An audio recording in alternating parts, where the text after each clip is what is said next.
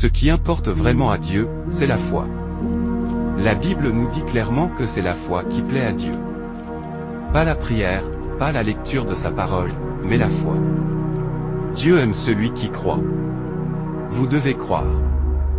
Vous devez avoir foi en lui. Êtes-vous enraciné dans la foi? Vivez-vous par la foi? Marchez-vous par la foi? La foi est une vie d'action basée sur ce que vous croyez être vrai. Par exemple, l'action de ne pas s'inquiéter. C'est le résultat de votre foi en ce que Dieu est aux commandes. L'action de ne pas essayer de tout régler. Cela aussi est le résultat de votre foi en ce que Dieu est aux commandes. Jésus-Christ a dit, que votre cœur ne se trouble point. Pourquoi a-t-il dit cela? Parce qu'il veut que vous ayez foi qu'il prendra soin de tous vos besoins. Une autre façon de comprendre ou de définir la foi peut se résumer ainsi. La foi consiste à faire votre part, qui est de faire confiance à Dieu pour qu'il fasse sa part. Votre part est de croire. C'est tout ce que vous avez à faire. Et ensuite, vous laissez Dieu faire sa part. Votre part est de vous tenir sur la parole de Dieu, sa parole qui dit que rien n'est impossible à Dieu. Alors, laissez-moi vous demander, faites-vous votre part? Croyez-vous? Croyez-vous et vous tenez-vous sur la parole de Dieu? Marchez-vous par la foi et non par la vue? Une foi forte vient du fait de savoir et de croire que Jésus-Christ non seulement est ressuscité des morts, mais qu'il a vaincu le diable. Il a vaincu la mort, l'enfer et la tombe. Une foi forte vient de la méditation de la parole de Dieu. Une foi forte est cultivée et développée lorsque non seulement vous lisez la parole de Dieu, mais que vous l'intériorisez. Vous y réfléchissez et vous y demeurez. J'irais même jusqu'à dire qu'une foi forte est le produit de grandes épreuves, car la Bible dit dans Jacques chapitre 1 versets 2 à 4, « Mes frères et sœurs, considérez comme un sujet de joie complète les diverses épreuves auxquelles vous pouvez être exposés, sachant que la mise à l'épreuve de votre foi produit la persévérance. Mais il faut que la persévérance accomplisse parfaitement son œuvre, afin que vous soyez parfaits et accomplis, sans manquer de rien. Quelle que soit votre épreuve, soyez forts dans la foi. Ne vous laissez pas ébranler. Car dès que vous lâchez les promesses sûres de Dieu, vous êtes voués à être emportés par la folie de ce monde. Jésus-Christ est la seule fondation sûre dans ce monde inconstant et en constante évolution. Il est notre ancre inébranlable. Les circonstances changent, les gens changent, les normes sociales et les perceptions publiques changent, mais la parole de Dieu demeure vraie pour toujours. Dans l'évangile de Matthieu, Jésus dit, « Le ciel et la terre passeront, mais mes paroles ne passeront point. » C'est pourquoi nous pouvons nous tenir en lui avec confiance. C'est pourquoi nous pouvons nous accrocher à lui lorsque nous avons l'impression de glisser dans le chaos de la vie. Et il nous sauvera et remettra nos pieds sur un sol solide. Selon la Bible, nous devrions tous marcher par la foi et non par la vue. Cependant, la foi est quelque chose avec quoi nous avons tous lutté à un moment donné, n'est-ce pas? Nous avons tous eu des moments où nous doutons, où nous nous posons des questions et où nous luttons contre l'incrédulité.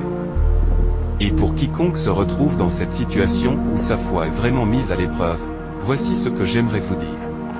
La Bible dans Marc 11 versets 22 à 24 dit, « Ayez foi en Dieu. » Jésus leur répondit, « Je vous le dis en vérité, si quelqu'un dit à cette montagne, ôte-toi de là et jette-toi dans la mer, et s'il ne doute pas dans son cœur, mais croit que ce qu'il dit arrive, cela lui sera accordé.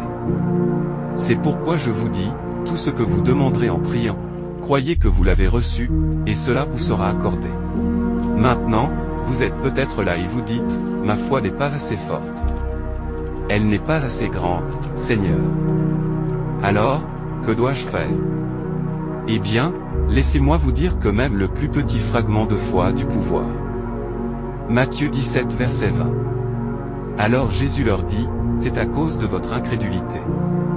Je vous le dis en vérité, si vous aviez de la foi comme un grain de moutarde, vous diriez à cette montagne, déplace-toi d'ici à là, et elle se déplacerait. Et rien ne vous serait impossible. Pensez-y. La foi comme un grain de moutarde. La foi de la taille d'une graine. C'est tout ce dont nous avons besoin selon la Bible. Alors, bien-aimés, je veux être à vos côtés aujourd'hui et simplement vous encourager à garder la foi. Votre situation est peut-être difficile, mais ne la laissez pas ébranler votre foi. Vous subissez peut-être la douleur d'être abandonné ou de vous sentir isolé. Mes amis, je vous encourage à avoir foi en le Seigneur. Il sera votre plus proche compagnon. Lutter contre l'incrédulité et le doute est commun à tous les hommes. Nous aurons tous notre foi testée par l'incrédulité et le doute. Mais laissez-moi vous dire comment vous pouvez surmonter ces sentiments paralysants. Vous surmontez l'incrédulité et le doute en vous tenant simplement ancré dans la parole de Dieu. Nourrissez-vous de la parole de Dieu. Accrochez-vous aux promesses de Dieu. Méditez sur la parole de Dieu. C'est ainsi que la foi est nourrie, développée et renforcée. Et laissez-moi vous donner une écriture qui soutient cela. Romains 10 verset 17 dit, « Ainsi la foi vient de ce qu'on entend, et ce qu'on entend vient de la parole de Christ. » Donc, chaque fois que vous sentez votre foi mise à l'épreuve, appuyez-vous encore plus sur la parole de Dieu. Chaque fois que vous sentez votre foi ébranlée, accrochez-vous encore plus fermement à la parole de Dieu. Se concentrer sur la parole du Seigneur sera la meilleure chose à faire pour renforcer votre foi. Et avec cette compréhension, prions. Père, nous te prions de fortifier notre foi. Nous savons et comprenons que l'épreuve de notre foi produit la persévérance. Aide-nous, Roi Jésus, à avoir le genre de foi qui est forte et résiliente. Aide-nous, Seigneur, à avoir le genre de foi qui croit que tu dureras plus longtemps que nos problèmes. Seigneur Jésus, tu es un Dieu saint. Tu es un Dieu juste. Toi seul es celui qui déplace les montagnes et fait tomber les murs. Nous savons que malgré tout ce qui se passe autour de nous, malgré ce qui se passe dans ce monde, tu es toujours aux commandes. Tu es toujours sur ton trône. Et tu es toujours un Dieu bon, qui ne nous quittera ni ne nous abandonnera jamais. Ta parole dans Ésaïe 43 verset 16 dit, « Ainsi parle l'Éternel, celui qui fraya un chemin dans la mer, et un sentier dans les eaux puissantes. » Toi, Seigneur, tu feras un chemin dans le désert. Tu créeras des rivières dans le désert. Tu es toujours un Dieu qui ouvre une voie là où il semble n'y en avoir aucune. Lorsque nous sommes entourés par l'ennemi, tu es un Dieu qui délivre. Je te remercie et je te loue, Seigneur, car quand il semble que la mer rouge de l'inconnu va nous submerger, nous appellerons ton nom, le nom qui est au-dessus de tout nom, et ce nom est Jésus-Christ. Et nous te demanderons de nous ouvrir une voie là où il semble n'y avoir aucun chemin. Nous te demandons, Seigneur, de fendre la mer d'incertitude devant nous. Transforme le sol instable sur lequel nous nous tenons en un sol solide et stable. Seigneur, prononce les mots, paix, sois tranquille, dans les tempêtes auxquelles nous sommes confrontés. Calme les mers dans nos vies. Seigneur, nous te faisons confiance pour être la solution. Nous te faisons confiance pour briser les chaînes, pour être la porte de sortie, quel que soit ce qui vient contre nous. Sois avec nous tandis que nous continuons à lutter et à nous efforcer de marcher par la foi et non par la vue. Donne-nous la force de toujours nous accrocher à notre puissant Sauveur, qui est Jésus-Christ. Car c'est en lui et en lui seul que nous pouvons trouver la délivrance. Tu es seul notre rocher et notre refuge. C'est pourquoi nous courons vers toi. Seigneur Jésus, je te loue et je t'adore. Je te loue parce que tu es illimité dans ta puissance. Nous pouvons être liés par les lois de la nature, mais tu n'es pas comme l'homme. Tu n'es pas lié, restreint ou limité par les choses qui nous limitent. Seigneur, ta parole dit dans le psaume 147 versets 4 à 5, il compte le nombre des étoiles, il leur donne à toutes des noms. Notre Seigneur est grand, puissant par sa force, son intelligence n'a point de limite. Sois glorifié, Seigneur Jésus. Tu es grand et impressionnant. Je prie pour que tu m'aides à faire un pas de foi et à toujours te faire confiance. Je ne peux pas toujours changer mes circonstances, mais je déciderai de te faire pleinement confiance. Seigneur Jésus, aide-moi à combattre et à changer mon attitude et ma perspective sur la vie afin que je marche toujours par la foi et non par la vue. Je prie, Seigneur, que dans ces moments où notre foi est mise à l'épreuve, tu nous fortifies.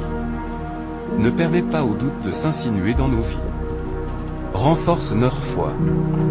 Aide-nous, Saint-Esprit, à ne pas endurcir nos cœurs, mais aide-nous à croire. Aide-nous à croire pleinement et sans réserve en toutes les promesses de Dieu. Aide-nous à embrasser hardiment ta parole sans douter quand elle dit dans Ésaïe 40 versets 29 à 31, « Il donne de la force à celui qui est fatigué. et il augmente la vigueur de celui qui tombe en défaillance. Les adolescents se fatiguent et se lassent, et les jeunes hommes chancellent, mais ceux qui comptent sur l'Éternel renouvellent leur force. Ils prennent leur envol comme les aigles. Ils courent sans se lasser, ils marchent sans se fatiguer. Je prie pour une foi forte. Maître, aide-nous à nous lever pour Jésus-Christ et à témoigner comment il a changé notre deuil en danse.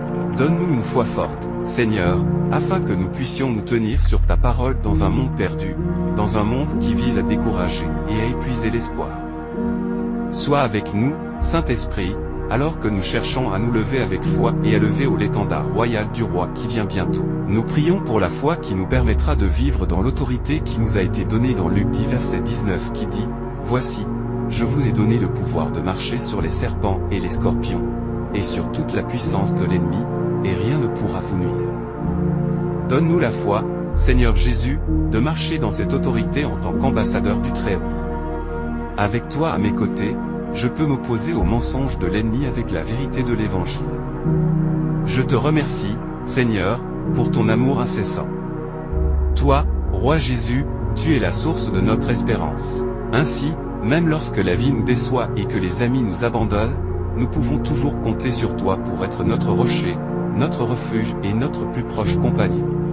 Jean 7 verset 38 dit, « Celui qui croit en moi, des fleuves d'eau vive couleront de son sein, comme l'a dit l'Écriture. » Père, que les fleuves d'eau vive coulent de chaque partie de nos vies. Que tes eaux vives nous remplissent de foi. Seigneur, j'attends avec impatience un avenir avec toi. J'embrasse un avenir qui est entre tes mains. Un avenir rempli d'amour, de miséricorde et de bonté.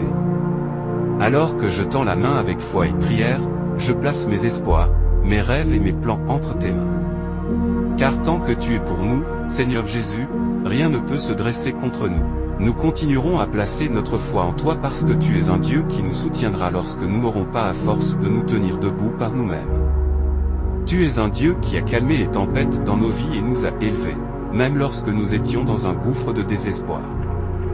Toi, Roi Jésus, tu es mon rocher dans ce monde qui est comme du sable mouvant.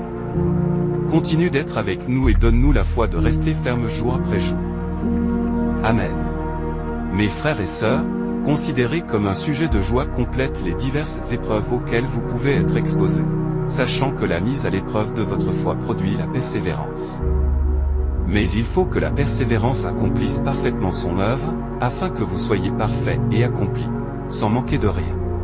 Ayez foi en Dieu, Jésus leur répondit, je vous le dis en vérité, si quelqu'un dit à cette montagne, ôte-toi de là et jette-toi dans la mer, et s'il ne doute pas dans son cœur, mais croit que ce qu'il dit arrive, cela lui sera accordé. C'est pourquoi je vous dis, tout ce que vous demanderez en priant, croyez que vous l'avez reçu, et cela vous sera accordé. Alors Jésus leur dit, c'est à cause de votre incrédulité. Je vous le dis en vérité, si vous aviez de la foi comme un grain de moutarde, vous diriez à cette montagne, déplace-toi d'ici à là, et elle se déplacerait. Et rien ne vous serait impossible. Il donne de la force à celui qui est fatigué, et il augmente la vigueur de celui qui tombe en défaillance. Les adolescents se fatiguent et se lassent, et les jeunes hommes chancellent, mais ceux qui comptent sur l'Éternel renouvellent leur force. Ils prennent leur envol comme les aigles. Ils courent sans se lasser, ils marchent sans se fatiguer. Ainsi la foi vient de ce qu'on entend, et ce qu'on entend vient de la parole de Christ.